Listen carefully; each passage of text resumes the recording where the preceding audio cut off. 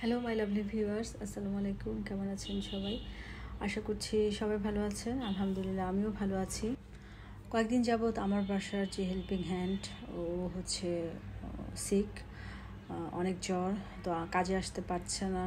এই কারণে আমার দেখা যায় কষ্টটা একটু বেড়ে গেছে।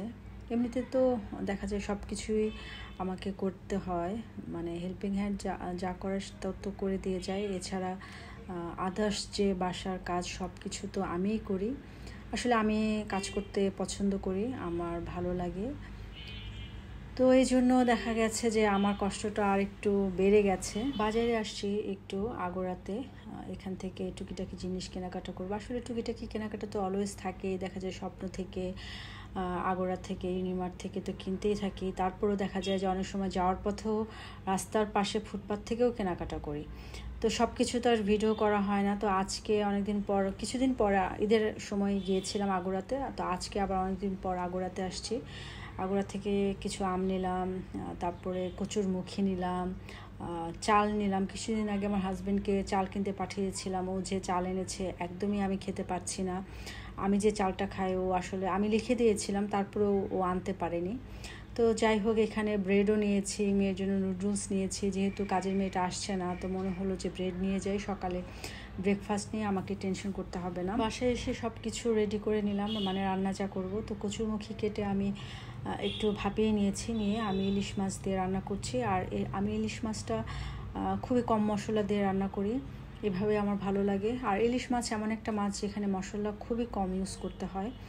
ঢেঁড়স ভাজি করলাম, আর এখানে আমার জন্য একটা সবজি করছি, বরবটি, চিচিঙ্গা আর একটু আলু দিয়েছে। আলু যেহেতু আমি খুব বেশি একটা খাই না, তো এটা দিয়ে ইলিশ মাছের কাটাকুটা দিয়ে আমি জাস্ট একটা সবজির মতো করেছি। আর মেয়ের জন্য মুরগি রান্না করছি। তো রান্না বান্না শেষ করে তারপরে হচ্ছে খাওয়া দাওয়া করে রেস্ট নিয়ে জিমে যাব, যেহেতু ওয়ার্কআউট করি। এটা আমার একটা অভ্যাসে পরিণত হয়ে গেছে, ওয়ার্কআউট করতেই হয়, না করলে আসলে আমার ভালো লাগে না। আর একটা পুরুষের চেয়ে একটা নারীর কিন্তু এক্সারসাইজ করা খুব বেশি জরুরি। কারণ একটা নারী যদি সুস্থ না থাকে, তাহলে সে তার সন্তানদেরকে লালন পালন করতে পারবে না, তার ফ্যামিলি রান করতে পারবে না, আরও অনেক কিছু ব্যাপার আছে। তো সব কিছু মিলিয়ে একটা নারীর জন্য এক্সারসাইজ করা হ্যাভ মাস্ট।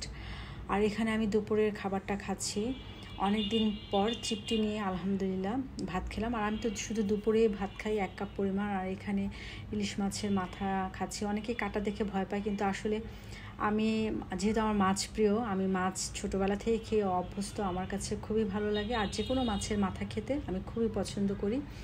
আর কচুরমুখির তরকারিটা এত মজা হয়েছিল আজকে, আলহামদুলিল্লাহ। আমাকে যদি কেউ কখনো জিজ্ঞাসা করে আপনার নিজের কোনো একটা গুণের কথা বলেন, তাহলে আমি বলবো আমি খুব ভালো রান্না করতে পারি। আলহামদুলিল্লাহ, আল্লাহ আমাকে এই গুণটা দিয়েছে, যেহেতু আমি খেতে পছন্দ করি।